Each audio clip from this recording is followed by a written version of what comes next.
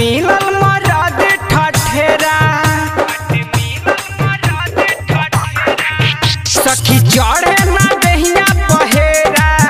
बाट मिलल मरद ठठेरा दुख बुझला ना मोरे बाटे बहुते कठोर दुख बुझला ना मोरे बाटे बहुते कठोर थैले रहेला बेचैनी सखी मारला भातार खाके खैनी सखी यही से दुबर हम भैनी सखी मारला भातार खाके खैनी सखी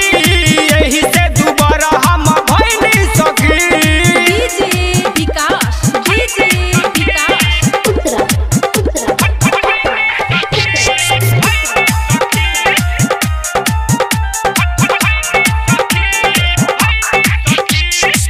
खोजले दुल्हा सखी मोरा पापा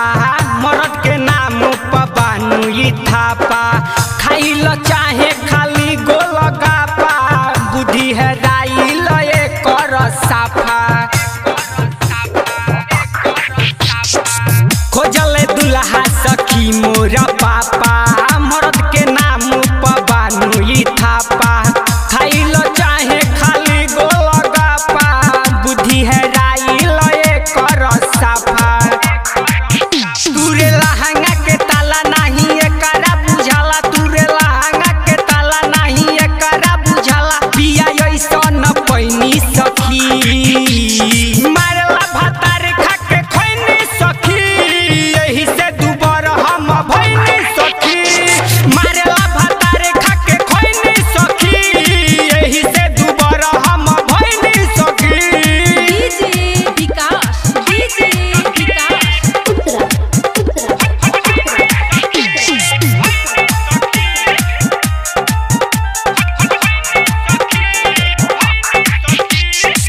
नैहर के यारे तो प्यार बड़ा करे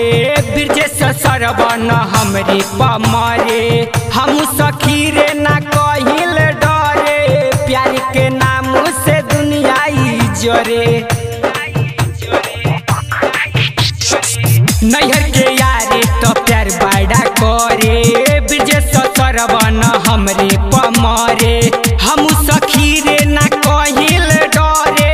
प्यार के नाम से दुनिया जरे पिया रवि निर्दया हले हमर तो सैया पिया रवि निर्दया हले हमर तो सैया दिल वही से लगैनी सखी मारला भातार खाके खैनी सखी यही से दुबर हम भैनी सखी मारला भातार खाके खैनी सखी यही से दुबर हम भैनी सखी सखी चढ़े ना दहिया पहेरा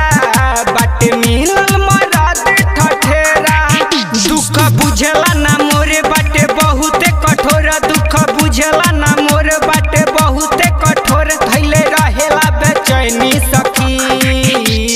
मारला भातार खाके खैनी सखी यही से दुबर हम भैनी सखी।